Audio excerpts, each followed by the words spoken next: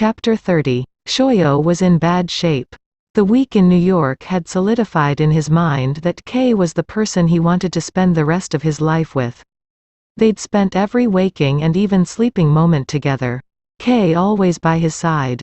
Even at the morgue when he said his final goodbyes to his father. It was the most difficult week of his life and he didn't know how he could have gotten through it without Kei there. Even on the plane ride back to LA. Kei had held him close. It was only when they walked into the house that they went their separate ways. Kei to his bedroom and Shoyo to the guest house. Maybe Kei was in desperate need of some alone time. It had been a hard week for everyone after all. Shoyo couldn't begrudge him for that. But he couldn't sleep well either. He sat on the edge of the bed for hours last night.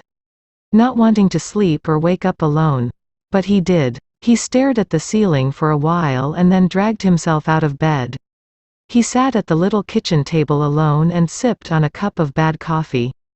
Thinking about how wonderful a long drive sounded. It also sounded like torture.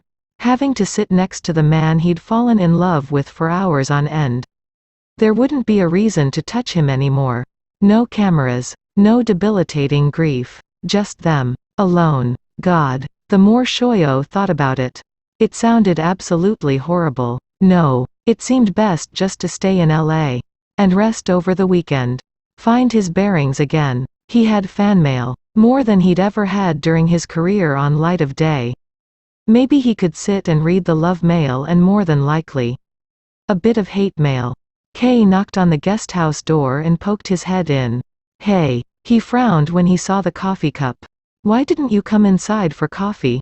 I have breakfast waiting. Shoyo always went inside for coffee. That big espresso machine called to him. And Kei knew how much he loved it. Any excuse he made for drinking the crappy coffee wouldn't be believed. So he didn't even try. Do you want to be alone? Shoyo was alone, whether he liked it or not. He had no family. Besides an aunt he barely knew who lived in Montana or New Mexico. He could never remember which. But he didn't want to talk about that.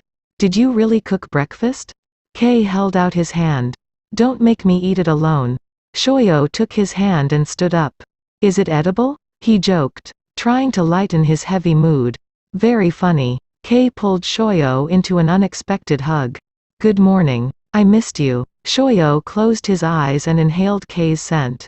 It instantly comforted him and he relaxed into the hug, wrapping his arms around Kei's waist.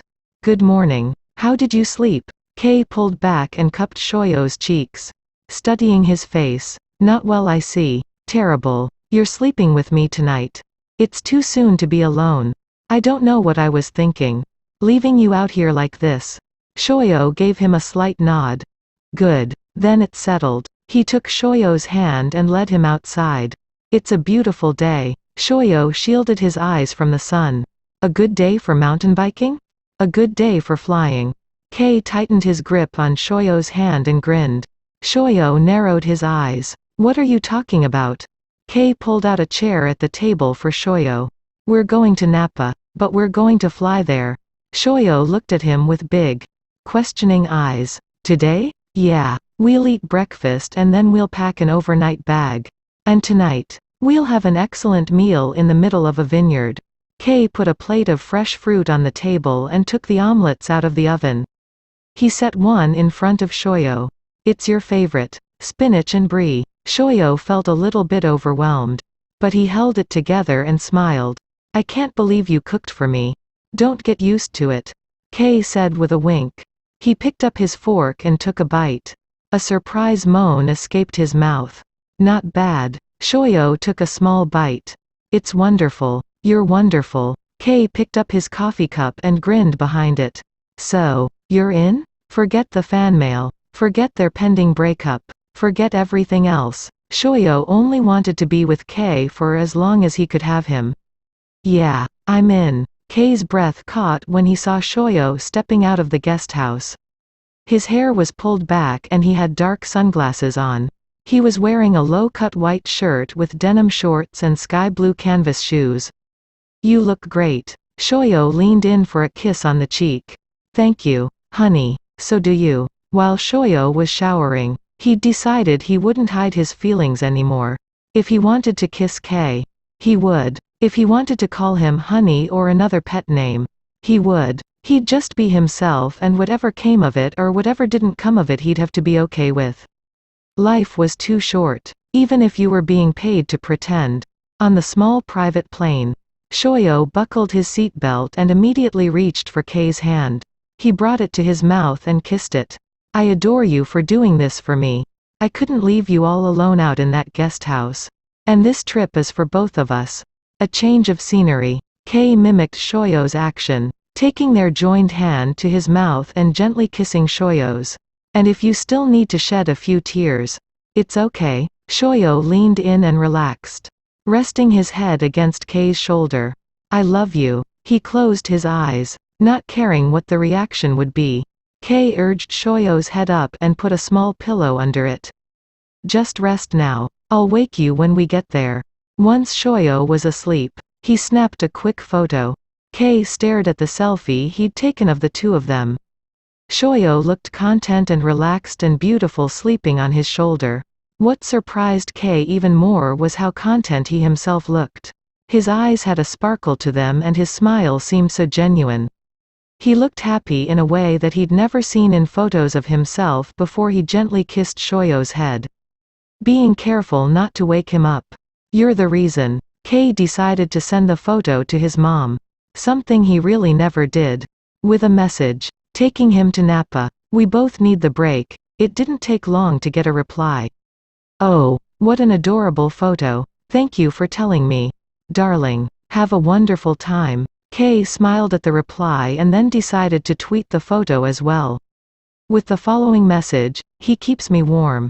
He sent the tweet and took a deep, cleansing breath. It felt good to keep his mom up to date on his life. That was new. It also felt good to have an amazing man sleeping on his shoulder. It felt right and good and everything he'd always dreamed it would be. Kei was gay. And now, he was out and proud. It could only get better from here. After a hard, dreary week in New York City, the fresh, crisp air of a Napa Valley evening felt like heaven to Shoyo. He closed his eyes and took in a deep breath. Your color looks a little better tonight. Kei reached across the table and filled Shoyo's glass with a full-bodied Merlot. Have I been pale? Shoyo touched his face, wishing he'd used cleanser when he'd washed up before dinner. A little bit. The color in your cheeks is back. The walk felt good. They were literally in the middle of a vineyard, having dinner on a small wooden platform with only enough room for a table and 2 chairs. Tiki torches and candles lit up the space, creating a very romantic atmosphere. Shoyo had assumed they would be staying in a hotel, but they drove straight to the winery and were greeted by the owners with hugs and kisses. Friends of Kei's apparently. They were given the key to a cozy guest house where they freshened up and then went for a long, slow walk around the property. They had total privacy, which Shoyo was very grateful for. He wasn't looking forward to being in public with Kei again just yet. That would come soon enough. They'd walked hand in hand, taking in the beauty of their surroundings. Kei had carried the conversation and Shoyo nodded and smiled when appropriate. Now that they were seated for dinner and he'd had a glass of wine, Shoyo was feeling a little more talkative. I want to make a scrapbook. A scrapbook? Like one of those storyboards on your phone? No. Shoyo shook his head firmly. Like a real scrapbook with real memories in it. Something I can hold in my hands and turn the pages and remember. I have 2 boxes full of photos, postcards, and letters that my parents collected. And I think I'd like to turn it into something tangible. You know? I thought you weren't very crafty. Isn't scrapbooking a crafty hobby? Why are you busting my balls about this? Shoyo picked up his glass and took another good long sip. I'm not busting your. Kei pushed the charcuterie board across the table. Have some food with that wine. Shoyo threw a few cashews in his mouth. So what if I couldn't bedazzle your damn sling? That doesn't mean I can't put a scrapbook together. How hard can it be? 14,000 likes. Kei blurted out. He seemed instantly relieved he'd gotten that off his chest. He also threw a few nuts in his mouth and nodded just to punctuate his point.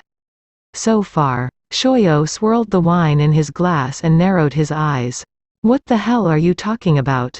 Twitter. Did you change the subject? I was talking about a scrapbook. For my deceased parents. And I fully support you in that effort. I'll even help. We'll watch YouTube videos. Take classes. Whatever it takes. Okay? Thank you, Shoyo said, feeling slightly better about the conversation. I can't forget their faces. Or the sound of their voices. So, back to the digital album? We'll do both. But we'll have to hire a professional for that one. I'm technologically inept. Kay rolled a small piece of melon in a slice of prosciutto. He stabbed it with a fork and offered it. Agreed. Now, try this. Shoyo took the fork. Are you trying to shut me up? Never. Kay smiled. I love talking about scrapbooking. You hate it. And this is delicious. Shoyo washed it down with more wine. Now, what's this about Twitter? I thought you'd never ask. Kay was so excited it was bubbling out of him. I posted a photo. And it's gotten 14,000 likes? And counting. He reached down and took his phone out of his pocket. It's a photo of us. Shoyo frowned. When? You were asleep. Oh my god. 15,000 and counting. The comments are awesome. Wait. Shoyo leaned forward. I was asleep? What the hell, Kay? Kay handed over his phone. Watching Shoyo closely for his reaction. He keeps me warm. Shoyo looked up and searched Kay's eyes. All he saw was a look of satisfaction for a job well done. Kay pumped his fist as Shoyo pushed his chair out and stood up. Setting the phone on the table. Good job. Tadashi will be very happy. He turned and stepped off the platform. Disappearing into the darkness. He didn't get very far. Once he was a few feet away from the torches. It was so dark he couldn't even see the rows of vines that surrounded them. He stood still for a moment. Hoping his eyes would adjust. Hoping his heart wouldn't break in two right then and there. He looked up at the clear night sky. Wishing he believed in God. Wishing someone could make sense of the mess he was in. Wishing he could call his dad. He hadn't called him enough since he'd moved in with Kay. It was awkward. Telling him half-truths. Lying to his own father. God. How he wished he'd handled it differently. The whole thing. He'd handled differently. Given the chance. It wasn't worth all this heartache. Being so goddamned in love with someone who only saw him as a means to an end. Not being there for his father during the last months of his life. No job. No amount of money was worth it. The darkness was fitting. Lost in the inky blackness. Barely able to see his own hand. That seemed okay. He wanted to disappear for a while. Maybe forget to breathe and just float away. Hun, come back. Shoyo didn't turn around. He wrapped his arms around himself. Needing protection from that voice. You should post it on Instagram too.